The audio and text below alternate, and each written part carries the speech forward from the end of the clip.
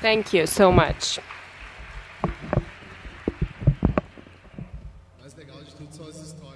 Yeah, the stories. This is interesting. The passion, real stories, cases, sustainability, the society. This moves us. And I would like to use this topic to speak about TEDx because I was told I should speak about this, how it came about, how everything happened, because these are phenomena that are happening. Maybe not everybody knows TEDx. It's a non-profit, started in California, 1984. All the technology teams, design, came up, and we tried to use innovation, see what was happening in Silicon Valley, so that the investors could support things, that it's not a closed club. It was very... So 2002, when we had the internet crisis, there was Chris Anderson. He created his company. He started with just a few bucks and bought the rights of TED. And then he started giving free talks, 18-minute talks, very exclusive talks, and he posted it in the internet for free. And on the weekend, we had the experience. He thought he would have 5 million views over a month, and just in one weekend, we reached that number. So they saw there is a huge potential to do something. So they posted the talks. It was growing. TED got popular. So they asked, do a TED in Africa or someplace else. So we have a version now in England, another one in India and Africa. People started asking, and this was the huge change in the business model. It's now the TEDx. This means it's an event which is organized free.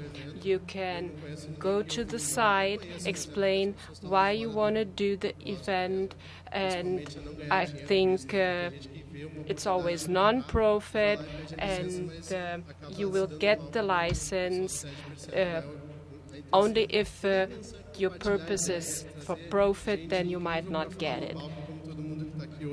We heard many stories, really great stories, and to tell the stories, you will get the license. The first event was 2009 in a university in California. And till today, I was looking up the numbers. We had 4.9 million events, all organized separately, independent, in 130 countries. So things grew very fast with the support of the network.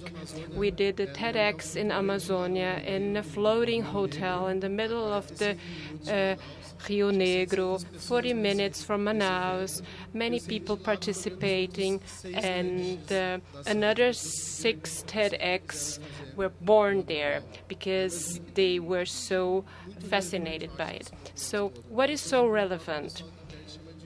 We from TED say it's a radical openness. What they did was the following.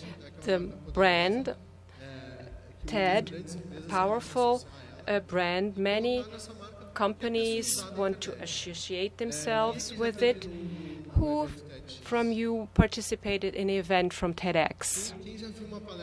Who saw a talk online? So you contributed that we reached the number of over 1 billion. 1 billion of ideas. Because ideas that were seen over 1 billion times. 1,500 talks posted online in TED.com and TEDx.com. Many ideas, all for free, for everybody who wants to organize an event or participate. And this moves, this mobilizes people all over the world. We had an event in Qatar, X7, 700 people. We thought this was Star Wars, 120 countries, huge diversity, and everybody was motivated, wanted to change, transform the world. And this is a huge potential. It moves people.